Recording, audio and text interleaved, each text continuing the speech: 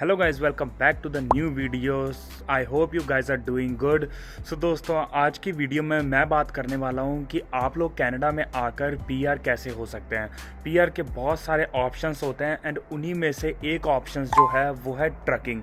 सो आज मैं आप लोगों को इसी बारे में बताने वाला हूं कि ट्रकिंग में जो है वो आप लोग पीआर कैसे पा सकते हैं। पहले ट्रकिंग में पीआर का कोई भी स्कोप नहीं था, या कह लो जो स्कोप था वो बहुत ही ज़्यादा कम था, बिकॉज पीआर के मामले में ट्रकिंग को कहीं पे भी इंक्लूड नहीं किया जाता था।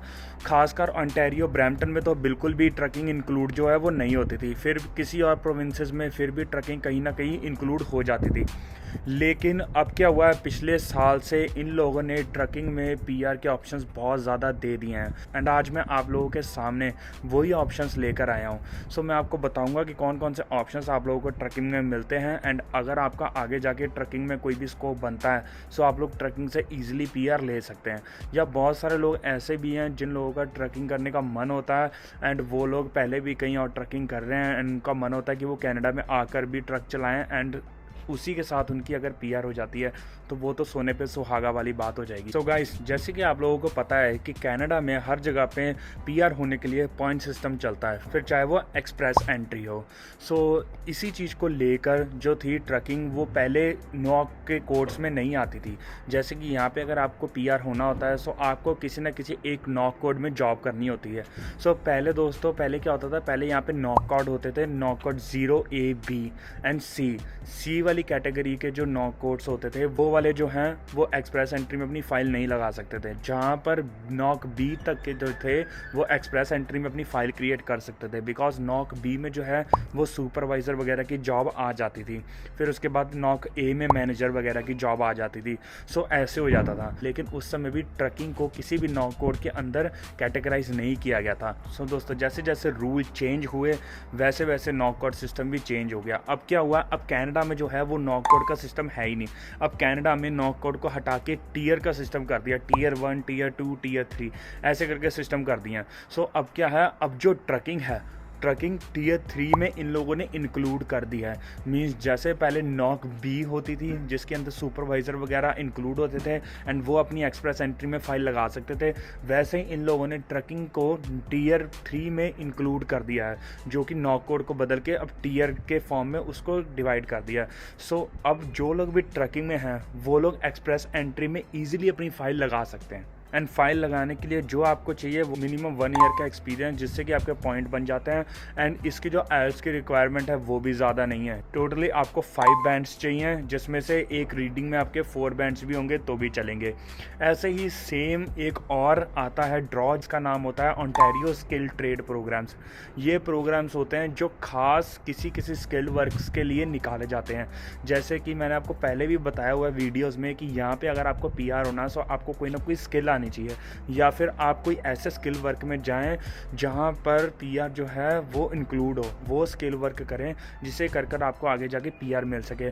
लेकिन ट्रकिंग जो थी वो पहले स्किल वर्क में भी नहीं आती थी, लेकिन अब इन्होंने ट्रकिंग को स्किल वर्क के अंदर भी इंक्लूड कर दिया। मीन्स ये लगा लो कि जहाँ पे ट्रकिंग को पहले कोई नहीं पूछता था वहीं पे ही अब ट्रकिंग एक्सप्रेस एंट्री में भी इंक्लूड हो गई है, वहीं पर ही अब ट्रकिंग जो है वो स्किल्ड वर्क में भी इंक्लूड हो गई है।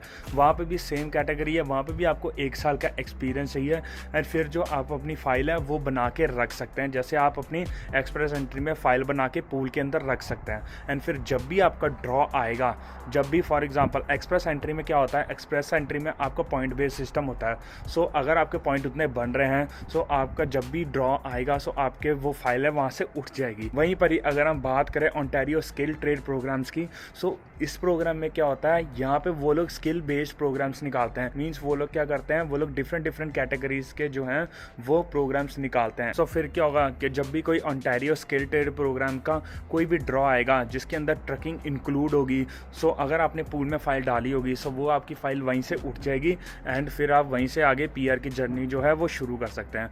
सो ऐसे करके ट्रकिंग में बहुत ज़्यादा फ़ायदा हो गया है इस समय, बिकॉज ट्रकिंग को बहुत सारी जगहों में इंक्लूड कर दिया गया है पीआर के मामले में, जहाँ पे ट्रकिंग को पहले कोई पूछता भी नहीं था। अब गाइस, जैसे कि आप लोगों को पता है कि पहले जो ट्रैकिंग करते थे लोग वो अपने शौक़ की वजह से करते थे, या फिर जिन लोगों को करनी पसंद होती थी वो लोग ट्रैकिंग में जाते थे। लेकिन इस समय जो भी इंडिया से आ रहा है, फिर चाहे वो इंटरनेशनल स्टूडेंट आ रहा है, फिर चाहे वो वर्क परमिट पे आ रहे हैं, फिर चाहे वो विजिटर वीज़े पे आ रहे हैं, कोई यही सोच रहा है कि वो यहाँ पे आए, ट्रक का लाइसेंस बनाए एंड फिर आगे जाके कोई ना किसी पाथवे में वो लोग जो है वो फाइल लगा दें। बिकॉज इस समय सबको पता है कि ट्रकिंग के अंदर जो है वो फ़ायदा बहुत सारा है। पहले ट्रकिंग में पैसा लोग देखते थे, लेकिन अब ट्रकिंग में लोगों को पता है कि पीआर भी होनी शुरू हो गई है। सो इसीलिए ट्रकिंग जो है वो अब कंपटीशन में आ गई है बहुत ज़्यादा। अब लोग क्या करते हैं, वो जैसे ही अपने कॉलेज वगैरह से पास होते हैं, सो उनको अगर कोई और पाथवे नहीं दिखता, सो वो लोग सबसे पहले ट्रकिंग में आने की कोशिश करते हैं। बिकॉज ट्रकिंग का एक ईजी सा रूल है, आप कॉलेज पास हो, आप लाइसेंस बनाओ, फिर आपको किसी न किसी कंपनी में जॉब मिल जाती है एंड फिर उसी जॉब के सहारे आप लोग आगे जाके 1 साल का एक्सपीरियंस कंप्लीट करते हैं। जब आपका 1 साल का एक्सपीरियंस कंप्लीट हो जाएगा, सो आप अपनी फ़ाइल जो है वो पूल में डाल सकते हैं। फिर चाहे वो एक्सप्रेस एंट्री में डालें, फिर चाहे वो ओंटारियो स्किल ट्रेड प्रोग्राम में डालें। सो ट्रकिंग के रिलेटेड ही अगर कोई जानना चाहता है कि कनाडा में आकर आप लोग ट्रक का लाइसेंस जो है वो कैसे बना सकते हैं, सो यहीं पे ऊपर लेफ्ट हैंड साइड पे मैंने एक लिंक शेयर किया है, वहाँ पे आप क्लिक करके देख सकते हैं कि आप जो है वो ट्रक का लाइसेंस कैसे बना सकते हैं। मैंने उसके अंदर हर एक चीज़ बताई है कि आपको कितनी कॉस्ट लगती है, आपको कितना टाइम लगता है एंड उसके बाद ट्रैकिंग में क्या क्या चीज़ें सीखने वाली होती हैं। सो वो सारी बातें मैंने इस वीडियो में शेयर की हुई हैं, सो आप जाके उसे देख सकते हैं। यहाँ पे ट्रक का लाइसेंस बनाने के लिए भी आप लोगों को एक्सपीरियंस चाहिए होता है। अगर आपके पास बैक होम एक्सपीरियंस है, सो आपका ट्रक का लाइसेंस जो है वो थोड़ा सा ईजी बन जाता है। लेकिन अगर आपके पास बिल्कुल भी एक्सपीरियंस नहीं है, सो आपको यहाँ पे G1 से स्टार्ट करना होता है, फिर आपको G तक जाना होता है, G के बाद आपको AZ जाना होता है। लेकिन अगर कोई कनाडा अभी तक नहीं आया, या फिर अगर कोई कनाडा आने का सोच रहा है और कनाडा में लाइसेंस कैसे बनते हैं, सो फिर यहाँ पे मैंने एक और लिंक दिया है, यहाँ पे आप जा सकते हैं। यहाँ पे मैंने एक्सप्लेन किया है तीनों लाइसेंस G1, G2, G, ये जो लाइसेंस है ये कैसे बनते हैं, ताकि आपको कुछ ना कोई नॉलेज मिल जाए। फिर उसके बाद आप जाके अपना ट्रकिंग का लाइसेंस जो है वो देख सकते हैं, आपको पता चलेगा कि आपको इस ट्रक का लाइसेंस बनाने में कितना टाइम लगेगा। जैसे कि ओंटारियो ने ट्रकिंग को इंक्लूड किया है अपने एक्सप्रेस एंट्री में एंड अपने ओंटारियो स्किल ट्रेड प्रोग्राम में, वैसे ही और भी बहुत सारे प्रोविंसेस हैं जिन्होंने ट्रकिंग को जो है वो इंक्लूड किया है अपने पीआर पाथवेज में। जब भी हम लोग पीआर ऑप्शंस की बात करते हैं, सो सबसे बड़ी जो प्रॉब्लम आती है वो आती है CLB लैंग्वेजेस की, मींस आइल्स की। लोगों से क्या होता है, वो आइल्स नहीं दी जाती। जहाँ पर पहले 5-5, 6-6 बैंड की रिक्वायरमेंट्स होती थी, वहीं पे ही अब बैंड्स की रिक्वायरमेंट्स भी ट्रकिंग के लिए बहुत ज़्यादा कम कर दी गई हैं। फॉर एग्जांपल, जैसे कि मैंने आपको ओंटारियो के बारे में बताया कि ओंटारियो में एक्सप्रेस एंट्री प्रोग्राम इन्होंने इंक्लूड किया, फिर उसके बाद इन्होंने ओंटारियो स्किल ट्रेड प्रोग्राम में पीआर इंक्लूड किया।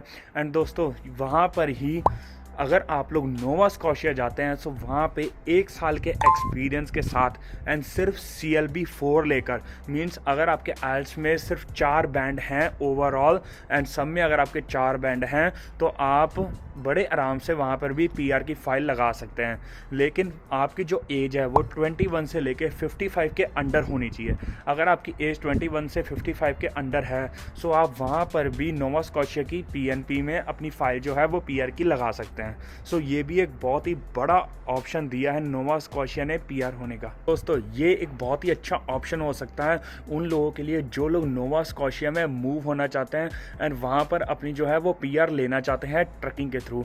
बिकॉज इस ऑप्शन से क्या होगा, आपकी पीआर बहुत ही ज़्यादा ईजी हो जाएगी।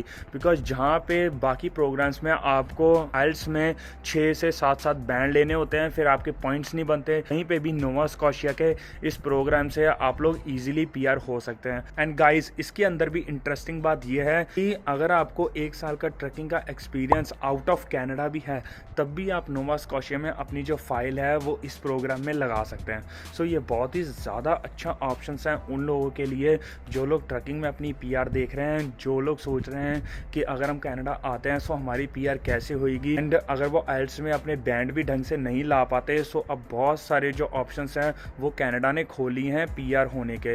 एंड गाइज, ये सारे ऑप्शंस मैं आपको इसलिए बता रहा हूँ, बहुत सारे लोग जो हैं वो यहाँ पे आके ट्रकिंग करना चाहते हैं एंड फिर वो साथ ही साथ में अपने पीआर के ऑप्शंस भी ढूंढते हैं, लेकिन लोगों को नहीं पता कि अब ट्रकिंग में भी पीआर ईजी हो गई है। सो यहाँ पे आके आप लोग ट्रकिंग तो कर ही सकते हैं एंड साथ में आप अपनी पीआर भी ले सकते हैं। तो दोस्तों जैसे कि मैंने आपको ओंटारियो के प्रोग्राम्स के बारे में बताया एंड नोवा स्कॉशिया के प्रोग्राम्स के बारे में बताया कि यहाँ पे आप लोग आकर ट्रकिंग में अपनी पीआर कैसे ले सकते हैं, वैसे ही और भी प्रोविंसेस हैं जिन लोगों ने अपने अपने मेथड्स निकाले हुए हैं ट्रकिंग में पीआर करने के।